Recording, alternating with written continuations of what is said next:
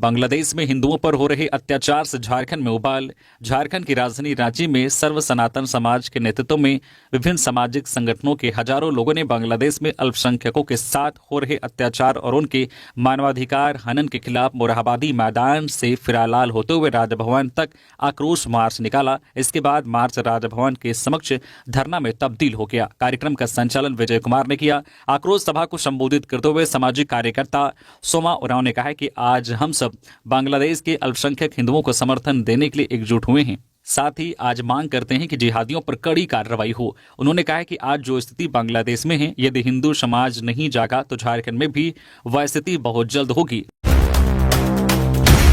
हजारीबाग में छात्रों पर लाठीचार्ज। प्रदर्शन कर रहे छात्रों ने पुलिस पर किया पथराव। जेएसएससी सीजीएल परीक्षा परिणाम को रद्द करने के लिए आंदोलन कर रहे छात्रों पर मंगलवार को हजारीबाग पुलिस ने बल प्रयोग करते हुए लाठीचार्ज किया है।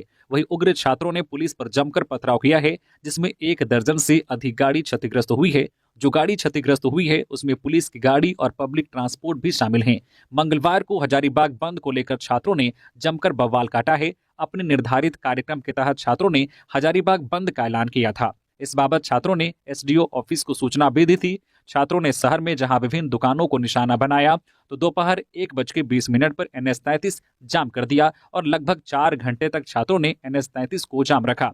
इस दौरान प्रशासन के समझाने के बावजूद छात्र इस बात को लेकर अड़े रहे कि परीक्षा परिणाम रद्द किया जाए। जब स्थिति बिगड़ती हुई दिखी तो प्रशासन ने लाठीचार्ज करते हुए भीड़ को तितिर बितिर किया। लगभग आधे घंटे तक पुलिस ने बल प्रयोग करते हुए भीड़ को तितिर बितिर किया। वहीं उग्र छात्रों ने इस दौरान जमकर पथराव किया, जिसमें 1 दर्जन से अधिक गाड़ियां क्षतिग्रस्त हो गई, जिसमें पुलिस की गाड़ी भी शामिल है। यही नहीं, जाम में फंसे बस और छोटे 4 पहिया गाड़ी को भी निशाना बनाया गया। इधर घटना पर हजारीबाग सदर एसडीओ अशोक कुमार ने कहा है कि बहुत समझाने के बावजूद स्थिति नियंत्रण के बाहर गई, तब भीड़ को खदेड़ने के लिए हल्का बल प्रयोग करना पड़ा। छात्रों की ओर से भी पथराव किया गया है। इस जाम के कारण राहगीरों को भारी परेशानी का सामना करना पड़ा।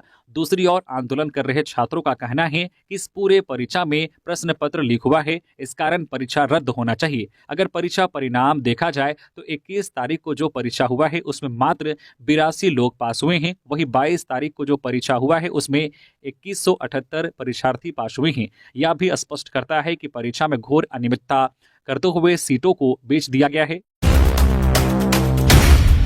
पहले भाषण में जमकर गरजे जयराम महतो। विधानसभा में कराई मुद्दों की बरसात।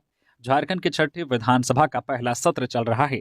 सोमवार को सभी विधायकों ने शपथ ली और मंगलवार को विधानसभा अध्यक्ष के तौर पर नाला विधायक रविंद्रनाथ महतो को चुन लिया गया। वही अपने बयानों और तेवर से चर्चा में रहने वाले नवनिर्वाचित विधायक जयराम महतो ने विधानसभा में अपने पहले भाषण में राज्य का ज्वलंत मुद्दा उठाया। जयराम ने झारखंड सीजीएल परीक्षा के अभ्यर्थियों का मुद्दा उठाया। जयराम महतो ने सदन में सीजीएल के मुद्दे उठाते हुए बोला कि उन्होंने छात्र आंदोलन के माध्यम से पहचान बनाई। जयराम ने आगे कहा, झारखंड के लाखों अभ्यर्थी सड़कों पर हैं। उन्होंने सीएम हेमंत सोरेन से कहा है कि वह सदन से बाहर आकर उन अभ्यर्थियों से मिले, वो आपके ही बच्चे हैं। हेमंत सोरेन उन्हें संतुष्ट करे और उनकी बातों को सुने। जयराम ने हेमंत सोरेन को बच्चों से मिलकर समस्या का निदान करने को कहा। जयराम ने इस दौरान अफ्रीकी देश कैमरून में फंसे मजदूरों का मुद्दा उठाया। उन्होंने कहा है कि राज्य के 45 मजदूर कैमरून में फंसे हैं, उनकी सकुशल वापसी की मांग की है। जयराम नवनियुक्त विधानसभा अध्यक्ष रविंद्रनाथ महतो को धन्यवाद देने के लिए खड़े हुए थे और इस दौरान इन मुद्दों को उठाया। झारखंड में आज से कड़ाके की ठंड, इन लोगों को सावधान रहने की जरूरत। बंगाल की खाड़ी से आए पश्चिमी विक्षोभ ने झारखंड के कई जिलों में जनजीवन को प्रभावित किया है। बारिश की वजह से कनकनी बढ़ गई है। मौसम विभाग के मुताबिक आज बुधवार से आसमान साफ हो जाएगा, लेकिन ठंड बढ़ेगी। वही डॉक्टरों ने कहा है कि गंभीर बीमारी वाले मरीजों को इस दौरान सावधान रहने की जरूरत है। रांची स्थित मौसम विज्ञान केंद्र ने कहा है कि बुधवार से मौसम साफ हो जाएगा। इसके बाद अगले कुछ दिनों तक पूरे राज्य में न्यूनतम तापमान में 3 से 5 डिग्री सेल्सियस की गिरावट हो सकती है। इससे ठंड का एहसास ज्यादा होगा। इधर सोमवार को उत्तर भारत के कई स्थानों पर बर्फ भी गिरी है। इसका असर मैदानी इलाकों में भी देखने को मिलेगा। इधर झारखंड के कई हिस्सों में आज कोहरे को लेकर भी येलो अलर्ट जारी किया गया है। मौसम विभाग की माने तो आज बुधवार को गढ़वा, पलामू, चतरा, हजारीबाग, कोडरमा, गिरिडीह, देवघर, दुमका, गोड्डा, साहिबगंज, पाकुड़, पूर्वी और पश्चिमी सिंहभूम के साथ साथ सरायकेला खारसावां में घना कोहरा, छा रह सकता है। ठंड बढ़ने पर सबसे ज्यादा खतरा गंभीर बीमारी वाले मरीजों और बुजुर्गों को होता है। सबसे ज्यादा परेशानी बीपी, शुगर, किडनी, हार्ट और अस्थमा के मरीजों को होती है। बीपी अनियंत्रित हो जाता है जिससे ब्रेन हैमरेज और हार्ट अटैक का खतरा बढ़ जाता है। बाबूलाल मरांडी ने कहा, जेएसएससी सीजीएल परीक्षा के परिणाम में कई विसंगतियां, सीएम हेमंत सीबीआई जांच कराए।